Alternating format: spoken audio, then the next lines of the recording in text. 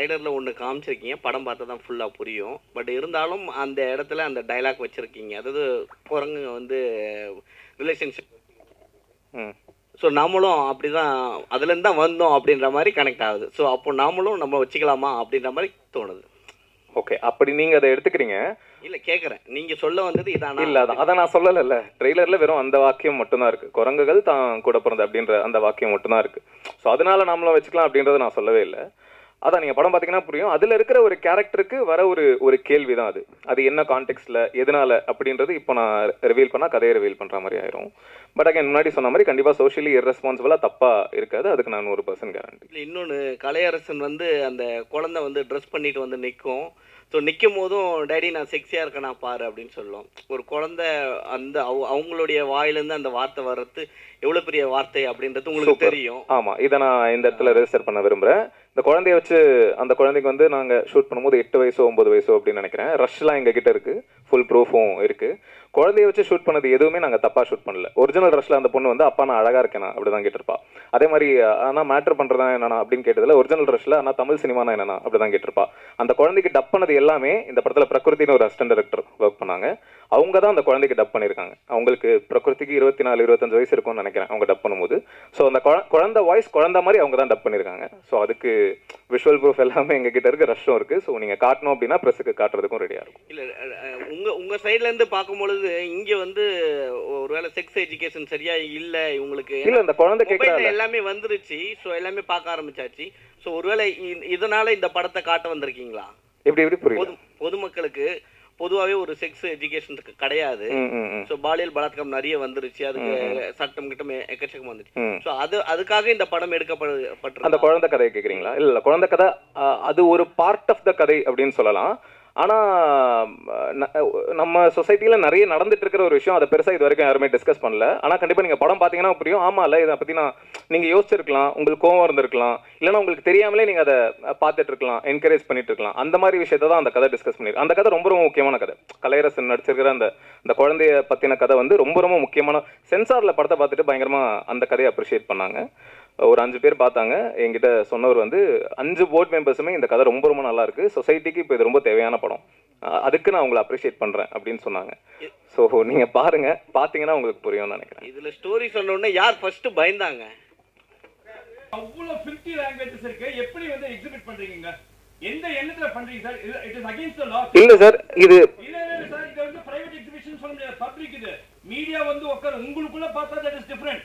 இந்த மாதிரி வந்து போடுறதால போன வாரத்துல வந்து ஒரு படம் வந்து 10 டேஸ்க்கு. இல்ல சார், கரெக்ட் தான் சார். இது பிரைவேட் ஸ்கிரீனிங் தானே sir? This is not private screening. இல்ல சார், நாங்க இன்வைட் பண்ண ஆட்கள் தானே சார் வந்திருக்காங்க. இல்ல சார், மீடியா கூப்பிட்டாலே it is a public screening, it is not a private screening. இது சம்பந்தமா நான் வந்து இன்னைக்கு வந்து சென்சார் போர்ட்ல ஃபைல் பண்ணி கம்ப்ளைன்ட் கமிஷனர் ஆபீஸ்ல ஃபைல் பண்ணிருக்கேன். This is an offense sir. ஏன்னா நீங்க ஒருத்தர் இந்த மாதிரி பண்றதால தான் இட் கண்டினியூஸ். ஒரு 10 நாளைக்கு மேல. இல்ல சார், அதான் சொல்றேன் சார், நீங்க படம் பாத்தீங்கன்னா உங்களுக்கு புரியும்.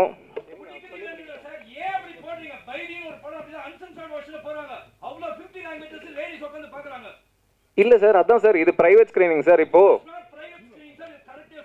நாங்க தானே சார் இன்வைட் பண்ணிருக்கோம். இல்ல இது இல்ல சார், நாங்க இன்வைட் பண்ணி ஒரு பர்టిక్యులர் குரூப் ஆஃப் பீப்பிளுக்கு போடும்போது எப்படி சார் அது பப்ளிக் ஸ்கிரீனிங் ஆகும்? சார் நம்ம யூடியூப்ல தான் சார். இல்ல யூடியூப்ல சரி, ஓகே சார். நீங்க ஒரு விஷயம் பண்ணிருக்கீங்க சார். பொண்ணு வந்து மாப்பிள்ளைக்கு வந்து தாலி கட்டுறாங்க சார், சரிங்களா? இது தமிழோட கலாச்சாரத்துக்கு எதிரானது, சரிங்களா? அதை வந்து நீங்க எப்படி சார் வந்து ரிவீல் பண்ணலாம் சார்? அதான் சார், இப்போ ஒரு கட்டம் வரைக்கும் வந்து கல்யாணம் ஆன ஹஸ்பண்ட் செத்துட்டா அந்த பொண்ணு வந்து ஒயிட் ட்ரெஸ் தான் போடணும் அப்படின்றது நம்ம கலாச்சாரமா இருந்தது. ஒரு பாயிண்ட்டுக்கு அப்புறம் அது மாறுச்சுல. இப்போ புருஷன் செத்துட்டா பொண்டாட்டி வந்து உடன்கட்டை ஏறணும் அப்படின்றது கலாச்சாரமா இருந்தது. ஒரு பாயிண்ட்ல அது மாறுச்சுல.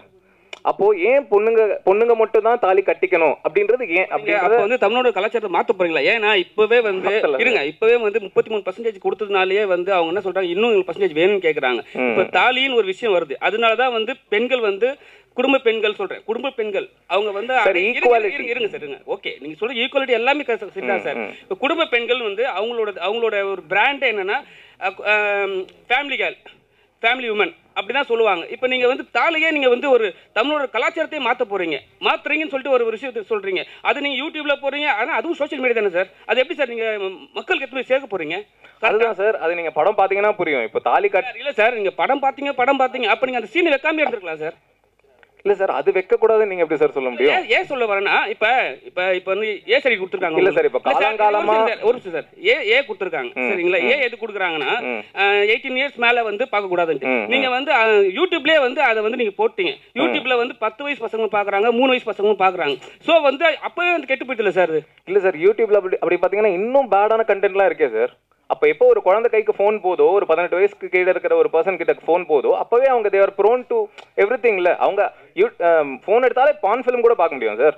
அப்போ நீங்க இதை மட்டும் அவங்க பார்த்துக்கிட்டு போவாங்கன்னு எப்படி சார் சொல்ல முடியும்? அப்போ ஓப்பனாவே வந்து மேட்ரு பண்ணலாமா, மேட்ரு பண்றியா சரிங்களா. அப்புறம் வந்து எடுத்த உடனே வல்கர் வார்த்தை சரிங்களா, அவ்வளோ அசிங்கமான வார்த்தை. அதில் சென்சார் வந்து நீங்கள் கண்டிப்பாக வாங்கிட்டீங்க சரிங்களா. அதனால உங்களுக்கு ஓகே தான். ஆனால் வந்து இப்போ வந்து நிறைய படங்கள் வந்து ஃபேமிலி ஆடியன்ஸாக வந்தால் தான் ஹிட் ஆகுது சரிங்களா. இப்போ இவங்க வாங்கிட்ட பிறகு 18 இயர்ஸ் ஸ்கூலில் மேலே தான் வர முடியும். எப்படி சார் உங்கள் ஃபேமிலி ஆடியன்ஸ் வந்து வருவாங்க சார்? அதை தான் இதில் கிளியராக போட்டிருக்கேன். Adults only film for family audience and youth தான் போட்டிருக்கோம். அதை என்ன மீன் பண்ணுறோம் அப்படின்னா, குழந்தைங்க இந்த படத்தை பார்க்கக்கூடாது, இது குழந்தைங்களுக்கான படம் கிடையாது. ஆனால் குழந்தைங்களை பெற்ற அப்பா அம்மாக்கள் இருக்காங்கல்ல, அவங்க எல்லாரும் கண்டிப்பாக பார்க்கணும். அதை தான் இதை மீன் பண்ணி. அவங்களும் ஃபேமிலி தானே சார். ஒரு கல்யாணம் ஒரு புருஷன் முன்னாடி ஃபேமிலி தானே. குழந்தையோட வந்தால் தான் ஃபேமிலின்னு அர்த்தம் கிடையாதுல்ல. ஒரு 45 வயசுல இருக்கிற ஒரு ஹஸ்பண்ட் ஒய்ஃப் ஃபேமிலி தானே. அதை மீன் பண்ணி தான் ஃபேமிலி ஆடியன்ஸ்னு சொல்கிறோம். குழந்தைங்க பார்க்கக்கூடாதுன்றதுனால தான் ஏ சர்டிஃபிகேட்.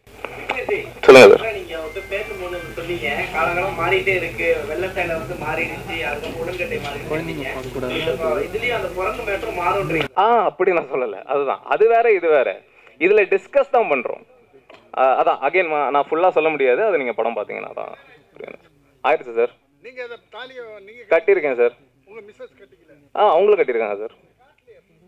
அதான் சார், இது ட்ரெய்லர் சார். ட்ரெய்லரில் ஃபுல்லாக காட்ட முடியாது சார். தாலியை காட்டுறதுல என்ன ஆகிட போகுது? இல்லை சார், என்ன காட்டணும் காட்டக்கூடாதுன்றது நாங்கள் டிசைட் பண்ணுறது தானே சார். ட்ரெய்லரில் ஃபுல் படத்தை காமிச்சிட்டேன் அப்படின்னா படத்தில் என்ன சார் இருக்கும்? இல்லை சார், உங்கள் கேள்விகள் புரியுது சார். ஆனால் அதுக்கு பதில் படம் தான் சார். நான் பதில் சொல்கிறத விட படம், நீங்கள் படம் பார்த்தீங்கன்னா தான் உங்களுக்கு அது புரியும். ஸோ என்ன சொல்கிறதுன்னு தெரில. Thank you Kalaiyarasan sir. Thank you Kalaiyarasan, உங்களுக்கு தான். நீங்கள் சொன்னீங்க என் போர்ஷன் தான் பார்த்தேன்ட்டு. ஏன்னா இப்போ வந்து ஒரு நல்ல வளர்ந்து வர ஆக்டர் நீங்கள். இப்போ வந்து இது மாதிரி ஒரு கண்டென்ட் வந்து டேரக்டர் உங்கள்கிட்ட சொல்லுவாங்க. சொன்ன உடனே சில பேர் வந்து ஹீரோயினே சொன்னாங்க, ஃபஸ்ட்டு நான் வந்து கதை கேட்டேன், எனக்கு பிடிக்கல, அதுக்கப்புறம் ரெண்டாவது சொல்லி ஓகே பண்ணுன்னு சொன்னாங்க. இப்போ நீங்கள் வந்து உங்கள் சப்ஜெக்ட் தான் மட்டும் தான் பார்த்துருக்கீங்க. இப்போ வந்து கலையரசனுக்கு ஒரு பேர் இருக்குது சரிங்களா. இது மாதிரி சப்ஜெக்டில் வந்து கலையரசன் உள்ளே வரும்போது அடுத்தடுத்த கட்டத்தில் வந்து உங்களை வந்து இது மாதிரி ஸ்டோரியிலேயே வந்து கூப்பிட்றாங்களே தவிர அடுத்த கட்டத்துக்கு நீங்கள் மேலே ஏற முடியுமா? இல்லை, கரெக்டாக நீங்கள் சொல்கிறது. ஆனால் என்னென்னா, இப்போ நம்ம ஒரு படம் கதை கேட்குறோம், வந்து ஃபுல் கதையை கேட்டோம், நம்ம நடித்து முடித்தோம். நம்ம கேட்ட கதை தான் வருதுன்றது ஃபஸ்ட்டு நமக்கு தெரியாது. நீங்கள் வந்து ஒரு பயங்கரமான ரொம்ப ஜெனுவனான ஒரு கதையை கேட்டு ஒரு ஷார்ட்டில் ஒருத்தரை தப்பாக காமிச்சிட்டு கூட அவங்க போகலாம். அதில் எனக்கு உடன்பாடு இல்லாமல் இருக்கலாம். அதுக்காக நீ படத்தை நான் நிறுத்திட முடியுமா?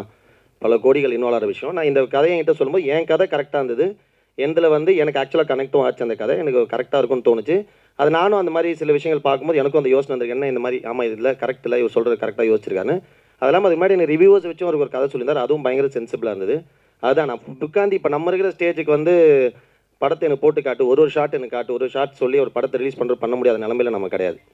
நான் அந்த மாதிரி ஒரு பெரிய ஒரு உயரத்துக்கு போயிட்டு எல்லாமே என்னை நம்பி இருக்கிற மாதிரி இருந்தால் நான் இப்போயுமே I am very socially responsible. நம்ம 100 பேரை கரெக்டாக காட்டுற மாதிரியும் யாருமே தப்பாக காமிச்சிடோட யாருமே ஒரு படத்தை பார்த்து காயப்படக்கூடாதுன்றது நான் ரொம்ப ரொம்ப கவனமாக தான் இருக்கேன். ஸோ அந்த மாதிரி இருக்கும்போது இந்த படம் எனக்கு மற்ற போர்ஷன்ஸ் உண்மையாக நான் பார்க்கல. பட் ஆனால் விக்னேஷ் கார்த்திகோட ஸ்டோரி டெல்லிங் ஸ்டைல் எனக்கு தெரியும். அவர் என்கிட்ட சொன்ன கதை இருக்கும், என் கதையில் இருந்த ஜெனுனிட்டி எனக்கு தெரியும். அதனால் அதே மாதிரி மற்ற விஷயங்கள் ட்ரீட்மெண்ட் மேபி அவர் ஆரம்பிக்கிறது இப்படி இருக்கலாமே தவிர பட் கண்டிப்பாக ஒரு தப்பான ஒரு மெசேஜ் சொல்ல மாட்டாருன்ற நம்பிக்கை எனக்கு இருக்குது. சரி, உங்கள் சீனில் தான் சார் அந்த குழந்தை வந்து பேசுகிறாங்க. ஆனால் ஃபஸ்ட்டு வந்து டேக் எடுக்கும் போது வேறு டைலாக்கு, அதுக்கப்புறம் அந்த டைலாக் உங்க வந்து சொன்னாருங்களா இது மாதிரி தான், இந்த மாதிரி தான் டைலாக் வரப்போகுது? நான் அப்பயுமே சொன்னோம், நம்ம குழந்தைய வச்சு ஷூட் பண்ணுறோம், நம்ம இது வந்து தப்புன்னு தான் காட்ட போகிறோம். பட் குழந்தைய வச்சு ஷூட் பண்ணுறது எப்படின்னு சொல்லும்போது அது ரொம்ப கிளியராக அவர் எக்ஸ்பிளைன் பண்ணார். ஏன்னா அதனால தான் அந்த ஸ்பாட்டில் வந்து நம்ம அந்த குழந்தையுமே இப்போ அந்த படம் பார்க்கறதுக்கு நமக்கு அலௌட் கிடையாது. அதனால தான் ஏ சர்டிஃபிகேட் கொடுத்துருக்காங்க. அந்த குழந்தைய வச்சு நம்ம ஷூட் பண்ணும்போது வேறு டைலாக்ஸ் கொடுத்து தான் ஷூட் பண்ணோம். அது ரொம்ப கான்ஷியஸாக, ஏன்னா நம்ம ஒரு விஷயத்தை சொல்லிட்டு அதுவே நம்ம படத்தில் பண்ணுறது தப்புன்றது தான் நம்ம சொல்ல வருது. அதுக்கு வந்து ரொம்ப ப்ராப்பராக தான் பண்ணார். ஸோ அது வந்து எனக்கு அங்கேயே எக்ஸ்பிளைன் பண்ணார். அதை நான் அக்செப்ட் பண்ணிட்டு தான் நடிச்சேன்.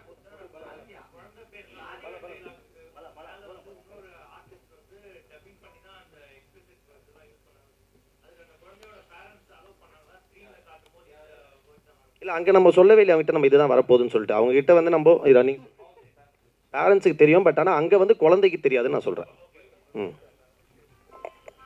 ஹாட்ஸ்பாட் மூவியோட பிரஸ் மீட்டிற்கு வருகை புரிந்த பத்திரிகை மற்றும் ஊடக நண்பர்கள் அனைவருக்குமே நன்றி. தற்போது ஹாட்ஸ்பாட் படத்தினுடைய திரைக்குழுவினர் தற்போது குழு புகைப்படம் எடுத்துக்கொள்வார்கள்.